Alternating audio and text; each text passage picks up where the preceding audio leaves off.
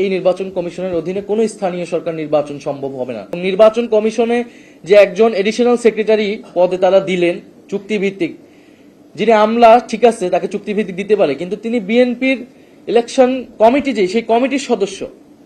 তার মানে নির্বাচন কমিশনের মতো একটা জায়গায় আপনি একজন দলীয় লোককে, যে আপনার নির্বাচন কমিটির সদস্য ছিলেন, সেই লোককে আপনি এডিশনাল সেক্রেটারি হিসেবে দিতেছেন। এই কাজ তো শেখ হাসিনাও করেনি। এই সরকার এসে প্রথমে আপনি নির্বাচন কমিশনকে দলীয়করণ করে ফেলেন, যে নির্বাচন কমিশন অলরেডি প্রশ্নবিদ্ধ ইলেকশন করে। এখন এই নির্বাচন কমিশনের অধীনে আপনি কিভাবে স্থানীয় সরকার নির্বাচন পরিচালনা করবেন? এটা তো বিরোধী দল বলেন বা দেশের জনগণ কেউই তো এটা মেনে নিবে না।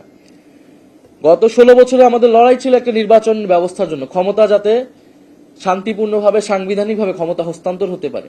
তত্ত্বাবধায়ক সরকারের দাবি ইলেকশন কমিশন, ইলেকশন যাতে নিরপেক্ষ হয়। তো সরকার প্রথমে এসেই ইলেকশন কমিশনকে নিয়ন্ত্রণ করছে।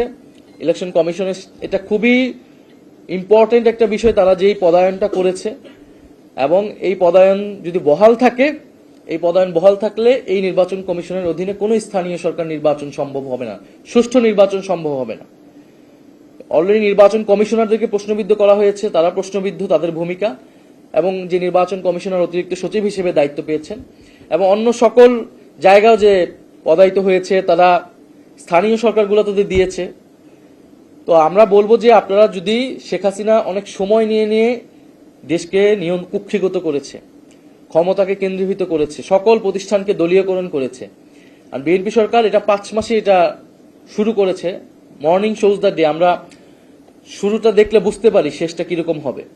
তো সরকার যদি এটা অব্যাহত রাখে, তাহলে দেশের গণতন্ত্রের প্রতিষ্ঠা করার বা যে সম্ভাবনা যতটুকু তৈরি হয়েছে, এটা বিএনপি নিজ হাতে এটা দাফন করবে। এটার সেই কাজ তারা করছে, এবং এটা যদি করে, গণতন্ত্র ধ্বংস করলে, গণতন্ত্র তো এই দেশে ধ্বংস হবে না, কারণ এই দেশের মানুষ সবসময় গণতন্ত্রকামী, তারা নিজেরাই ধ্বংস হয়ে যাবে।